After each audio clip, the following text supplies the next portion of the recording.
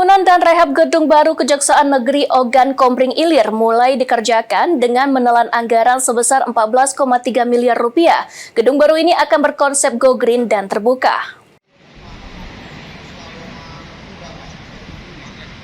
Setelah melalui tender di LPSE Kejaksaan Agung Republik Indonesia terkait proses renovasi perluasan gedung Kejaksaan Negeri Oki, pada tanggal 28 Mei 2025 lalu, Kejari Oki telah melakukan penandatanganan kontrak dengan pemenang tender yakni CV Olan dengan nilai kontrak kerja sebesar 14,3 miliar rupiah. Kepala Kejaksaan Negeri Oki, Henry Hanafi menjelaskan, pengerjaan proyek tersebut sudah dimulai sejak tanggal 28 Mei 2025 dan pelaksanaannya hingga 24 Desember 2025 mendatang. Pembangunan dan perluasan gedung Kejari Oki akan diadopsi konsep smart office, yakni terbuka dan hemat energi. Dan dengan harga kontrak sebesar 14 miliar 300 juta gitu. Apa mulai, Pak?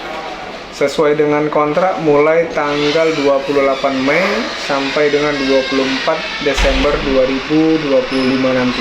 Sesuai dengan kontrak yang sudah kita tanda tangani, waktu pelaksanaan selama 210 hari. Kita berharap proses pelaksanaannya lancar sehingga akhir 2025 gedung baru Kejaksaan Negeri Ogan Komering Ilir sudah selesai. Dan kita mengadopsi bentuk bangunan dan pola kantor smart office dan dengan ruangan yang terbuka.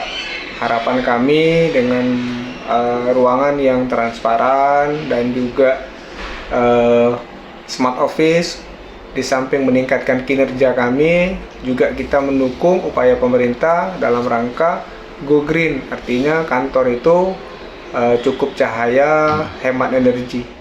Gedung baru Kejari Oki ini selain akan menunjang dan meningkatkan kinerja dalam pelayanan, juga mendukung pemerintah dalam mewujudkan smart office dan go green yang bisa menghemat energi.